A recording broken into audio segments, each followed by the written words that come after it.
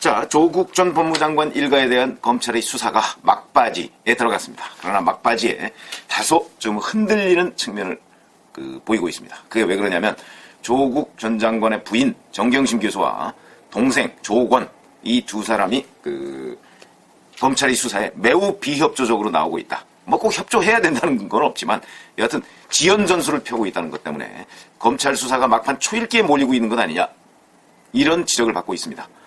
그 이제 무슨 얘기냐면 정경심 교수의 경우에는 23일 밤늦게 구속된 것으로 그렇게 기록에 나와 있습니다. 그래서 11월 2일에 1차 구속기간이 만료되고 1일에 그 다음에 11일 지금 사실 오늘이 8일이니까 8, 9, 10 사실상 사흘 정도밖에 남지 않았는데 11일에 구속 기소될 것으로 보이면 조사기간이 사흘밖에 안 남았는데 그동안에 8차례 소환을 했습니다. 8차례. 그것도 하도 본인이 건강 문제를 얘기를 하니까 그러면 건강을 고려해서 이틀에 한 차례 정도씩 조사하는 것으로 아마 이렇게 대략 의견이 모아진 모양인데 그래서 23일 밤에 구속이 됐으니까 밤늦게 25일, 27일, 29일 이렇게 해서 하루씩 건너뛰어가면서 징검다리식으로 조사를 했는데 31일에는 안 나왔습니다. 10월 31일에. 건강에 뭐 문제가 있어서 어쩌고저쩌고 안 나오고 그 다음에 11월 3일에 나왔는데 또 11월 4일 날 또 부르니까 그날은 아예 불출석 사유서를 내고 나오질 않았습니다. 또 한 번 이런 일이 있고 그래서 8차례 중에 3차례는 출석을 아예 안 했고요. 2차례는 조사를 하다가 지금 도저히 몸이 안 좋아서 조사를 더 못 받겠다 그러고 갔습니다. 그러니까 8차례 중에 제대로 조사된 거는 3차례밖에 안 됩니다. 조사할 게 얼마나 많습니까? 표창장 우의조 문제, 그 다음에 공주대 문제, 단국대 문제, 키스트 문제, 인턴 증명서 관련한 거, 그 다음에 사모펀드 문제, 웅동학원 문제, 이렇게 엄청나게 많은 조사량이 있음에도 불구하고 지금 계속 조사를 불응하거나 아니면 하다가도 중단하거나 아니면 조사가 끝까지 이루어지더라도 전부 다 나는 모른다. 나는 뭐 예를 들어서 사모펀드의 경우에는 내가 한 게 아니고 저 오촌 조카인 조범동이가 다 한 거다. 나는 피해자다. 이런 주장을 하고 있는 것으로 보입니다. 왜 그러냐면 이 사모펀드와 관련해서 엊그제 조범동 씨 측 변호인이 2번째로 입장을 밝힌 적이 있습니다.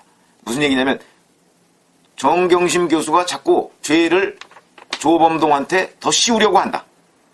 이건 무슨 얘기냐면 제가 이제 워낙 그동안에 팩트들이 사실은 언론에 보도된 것이 부족해서 이렇게 조금씩 이렇게 팩트들을 모아서 이렇게 좀 짜집기를 해서 제가 말씀을 드릴 수밖에 없는데 이런 경우 한번 보시죠.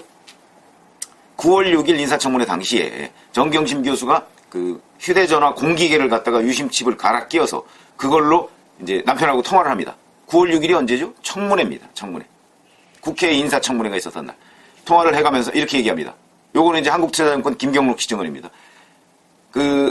동양대 표창장은 아무래도 보니까 조교가 만든 것 같아. 그런데 내가 모든 것을 다 안고 갈게. 이런 식으로 얘기했다고 합니다. 그러니까 자기가 모든 것을 안고 가겠다. 그런데 막상 검찰에 가서는 그러면 검찰에 가서 다 자기가 한 거라고 해야 될 텐데 그렇게 지금 안 하고 있는 겁니다. 무슨 얘기? 검찰에 가서는 사모펀드는 조범동이 다 한 거고요. 표창장 우의조? 그건 조교가 다 한 거고요. 뭐 증거인멸? 그건 김경록 씨가 다 한 거고요. 다 이런 식으로 나오는 겁니다. 그러니까 자기가 한 건 아무것도 없습니다. 전부 다 오리발을 내미는 거죠. 이 조사 결과를 근거로 해서 검찰이 조범동을 불러서 물어봤을 겁니다. 사모펀드는 네가 다 했다는데 정경심 교수가 그래. 이래 얘기하니까 조범동이 화가 난 겁니다. 조범동 측 변호인이.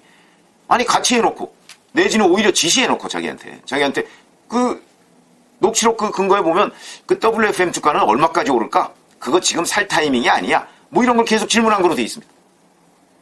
그러면 WFM 주식을 산 거에 대해서 조범동이 시켜서 샀다 이렇게 얘기할 수 있는 게 아니고 적극적으로 조범동한테 WFM 주식은 얼마까지 오르느냐 그거 뭐 팔 시점이 언제냐 뭐 이런 거를 계속 질문한 것으로 돼 있습니다.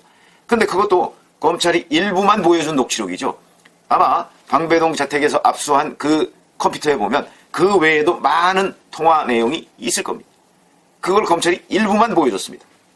지난번에 정경심 교수 구속영장 실질심사 구속 전 피의자 신문 거기에서 일부만 보여줬습니다. 근데 그거 많은 자료를 가지고 있을 것입니다.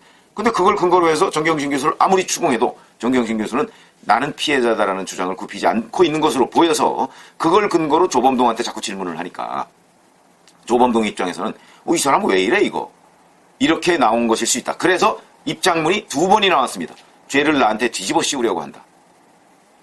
그 2번 나왔던 것이 유추해서 보면 결국 정경심은 검찰에서 일관되게 지금 조범동한테 사모펀드 부분을 미루고 있는 것이다 라는 생각이 들고요. 그 다음에 방배동 증거인멸, 그 다음에 저 동양대에 가서 자기 연구실에서 컴퓨터 들고 나왔던 부분은 또 김경록 씨한테 미루기 때문에 김경록 씨도 이 부분에 관해서 또 반발을 하고 있습니다. 그러니까 아마 제가 추정컨대 조범동은 거기에 가서 이거 제가 다 한 게 아니고요, 이만저만 했습니다 라는 것을 정경심 교수의 역할, 거기에 대해서 구체적으로 얘기를 했을 겁니다. 김경록 씨는 또 증거인멸 부분과 관련해서 본인이 했던 거와 정경심 교수가 했던 것을 또 구체적으로 얘기를 했을 것이고요. 그러니까 이게 재수의 딜레마라는 얘기를 제가 말씀드린 적이 있죠. 서로 상대방이 했다, 저 사람이 했다고 얘기를, 그러니까 저 사람은 나한테 미룰 것이야. 그러니까 나는 저 사람이 한 것을 볼 수밖에 없어. 근데 지금 김경록 씨와 조범동이 그런 상황에 처했고, 정경심 교수는 모든 것을 다 지금 남한테 미루고 있는 거고, 그러니까 사실은 김경록 씨나 조범동 입장에서 본다면 정경심 교수의 입장이라는 것이 확연하게 본인들이 알고 있는 겁니다. 아, 틀림없이 나한테 미룰 거야. 그렇기 때문에 자기네들이 적극적인 지금 방어를 하고 있는 단계가 아닌가.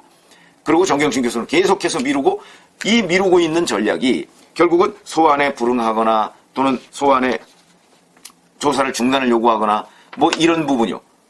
이런 부분과 다 연관되어 있습니다. 이건 결국 남편 구하기, 내가 다 안고 가겠다는 그러한 최초 그 9월 6일 발언의 후속 조치 비슷한 것이다. 이런 생각이 듭니다. 그러면 정경심 교수만 이러느냐? 그게 아니고 조국 전 장관의 동생인 조건희도 마찬가지입니다. 지금까지 모두 5차례 소환을 했습니다. 그랬는데 2번을 거부하고 3번은 조사를 갖다가 중단을 요구했습니다. 이 또한 건강상의 문제입니다. 사실 이 조건에 대해서는 그동안에 의사 출신 검사가 있다고 했죠. 그 사람을 보내서 건강 상태를 체크하기도 하고, 그 다음에 조건희가 입원했던 그 병원에 의사 소견서를 받아서 자, 과연 조건희가 수감 생활을 견딜만 하냐, 조사를 계속 받을 수 있느냐 하는 부분에 관해서 상세한 소견서를 받아가지고 그걸 영장실질심사를 하는 그 판사한테, 영장판사한테 제출한 적이 있습니다. 거기에 별 문제 없다 이렇게 써 있는 것으로 지금 그렇게 알려져 있는데, 조건희는 계속 아프다고 지금 하고 뭐 조사를 아예 불응하거나 아니면 아예 조사를 중단을 요구하거나 이런 식으로 해서 이 5번을 소환을 했는데 2번은 불출석하고 3번은 중단 요구해서 조사 자체가 제대로 이루어지지 않고 있습니다. 그런데 지금 정경심 교수의 구속 만료 기간은 다가오고 있다. 그래서 검찰 수사는 초읽기에 몰렸다. 자, 이렇게 하면 이제 검찰은 어떻게 해야 되느냐. 이것은 아무래도 결국은 정경심 교수나 조건희한테 부인 조서를 받는 수밖에 없습니다. 무슨 얘기냐면 이 범죄 혐의와 관련한 증언은 그 정경심, 조건희 그 2사람이 아닌 다른 주변 사람으로부터 다 듣고, 이 사람들한테 그걸 물었을 때 이 사람들은 시종일관 부인하는 것이죠. 그러면 이건 이렇습니까? 라고 얘기했을 때 아니요, 저는 그렇지 않습니다. 저건 이렇습니까? 아니요, 이거 이렇게 증거가 있는데요, 저는 모르겠어요. 이런 식의 것을 부인조서라고 한다고 합니다. 그러니까 처음부터 끝까지 다 부인조서입니다. 그것도 조서는 조서입니다. 과거 전직 대통령, 전두환, 노태우 전직 대통령 조서를 보면 그런 내용들이 굉장히 많이 나옵니다. 거기에 보면 시종일관 부인이거나 아니면 본인들이 기억에 나지 않는다거나, 뭐 기억에 나지 않을 수도 있죠. 그때는 워낙 이제 오랜 기간이 지난 뒤에 조사한 거기 때문에 기억이 나지 않을 수도 있기는 합니다. 그러나 어찌됐든 간에 기억이 나지 않는다거나, 또 거기 보면 이런 표현들이 많이 나옵니다. 검사님이 그렇게 말씀하시니 제가 그런 것 같기도 합니다만, 이런 식의 표현도 많이 나옵니다. 그건 무슨 얘기냐면, 그렇게 검사님이 어떻게 알겠습니까? 근데 검사들은 다른 재벌들이나 다른 증언자들한테, 참고인들한테 다 이리저리 진술을 받은 겁니다. 그걸 근거로 물어보니까 기억은 잘 안 나는데 그럴 수도 있겠네요. 이런 식의 그 답변이 굉장히 많습니다. 그러니까 결국 정경심 교수에 대해서도 그런 식의, 또는 조건에 대해서도 그런 식의 조서를 꾸밀 수밖에 없는 것 아닌가. 그러니까 이게 막판 초읽기에 몰리다 보니까 이렇게 됐는데, 이 초읽기를 초래한 사람들은 바로 조국 전 장관의 부인, 동생, 이런 사람들이다. 이렇게 볼 수밖에 없는 것이고, 이 결과 조국 전 장관에 대한 소환 시기가 지금 불투명하게 됐습니다. 자, 이제 원래 목표는 11일 이전에 소환해서 조사를 좀 하고, 그 다음에 정경심 교수를 구속 기소하고 조국 전 장관을 계속 조사해서 사법 처리하는 쪽으로 이렇게 큰 그림을 그리고 있었을 텐데, 이게 지금 어려워진 상태죠. 그러니까 오늘 8일이니까 90, 11일, 뭐 한 사흘 정도, 사실상 한 2, 3일 정도 이렇게 남아있는데 그 기간 동안에 조국 전 장관을 소환하기가 좀 힘들지 않을까 이런 생각이 들고요. 그러면 아마 조국 전 장관과 정경심 교수가 말을 맞추거나 공범관계에 있는 혐의, 그게 한 4가지 정도 된다고 하는데 그 혐의 부분을 뺀 나머지 것을 가지고 정경심 교수 공소장을 만들어서 일단 구속 기소를 한 다음에 조국 전 장관의 소환은 조금 더 시간을 갖게 되지 않을까 이런 생각이 드는데 이런 것들이 결국은 검찰이 당초에 그렸던 그림하고는 많이 어긋나 있는 상태인데 이 어긋나 있는 것은 결국 정경심 교수와 조건의 수사 지연 전략의 일환이었다. 그러나 검찰로서는 이게 사실 다른 피의자들 같으면 벌써 조사를 끝내고도 남았을 일인데 전직 며칠 전까지 장관이었던 그 사람의 부인, 동생이었기 때문에 제가 보건대는 사실상의 특혜를 주고 있는 것이죠. 그러나 그거는 좀 검찰도 얕게 행동할 필요는 있었다. 왜냐하면 워낙 여권 전체에서 지금 압박을 하고 여전히 그 압박은 끝나지 않습니다. 당장 오늘만 해도 반부패 정책협의회 거기에 윤석열 검찰총장이 참석할 것으로 보이는데 그러면 조국 수사를 시작한 지 처음으로 대통령과 그 조국 수사를 그토록 반대하는 대통령과 맞대면을 해야 되는 그런 상황입니다. 얼마나 부담스럽겠습니까? 그러니까 이 부분과 관련해서 조금 검찰도 수위 조절을 할 필요는 있다. 뭐 이런 생각이 듭니다만 어찌됐든 간에 특혜는 특혜입니다. 뭐 비공개 소환, 그 다음에 뭐 인권 침해하지 말라, 뭐 이런 거 저런 거, 검찰 개혁안 어쩌고 파견검사 복귀 뭐 이런 거, 그런 것들이 다 조국 전 장관 일가에 대한 수사가 시작된 이후에 벌어진 일입니다. 그래서 그 첫 번째 수혜자가 다 조국 전 장관 일가가 됐습니다. 우리가 수혜자라는 표현을 쓰지만 특혜입니다.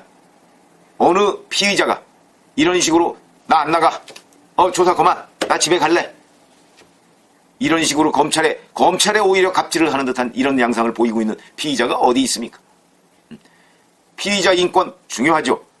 그러나 그 범죄 혐의를 밝혀서 더 많은 다른 사람들을 보호하는 임무, 저는 이게 더 중요하다고 생각합니다. 그렇다고 해서 물론 피의자 인권을 짓밟아서도 안 되지만 인권을 중시한답시고 범죄 수사를 또 못해서도 안 됩니다. 그 중간점에 적절한 조화가 있어야 되는데 지금 정경심 교수와 조건에 대한 수사에서는 인권만 강조되고 있고 그 범죄 혐의를 밝히는 부분은 소홀히 하고 있는 것 아닌가. 그러나 그 불가피성을 제가 모르는 바 아니기 때문에 뭐 이 정도면 정무적 차원에서 이렇게 대응할 수도 있겠다 이런 생각은 들긴 합니다만 여하튼 불편합니다. 왜 조국 전 장관 일가에 봉착하면 검찰도 약해지고 그 다음에 법원도 약해지고 이런 모습을 보이는가. 그 부분에 관해서 평범하게 일상을 살아가는 사람들로서는 매우 불편하다 하는 말씀을 드리지 않을 수가 없습니다. 어쨌든 초읽기에 몰렸더라도 검찰이 마무리를 정말 검찰답게, 대한민국 검찰답게 해주기를 기대해 마지 않습니다. 감사합니다.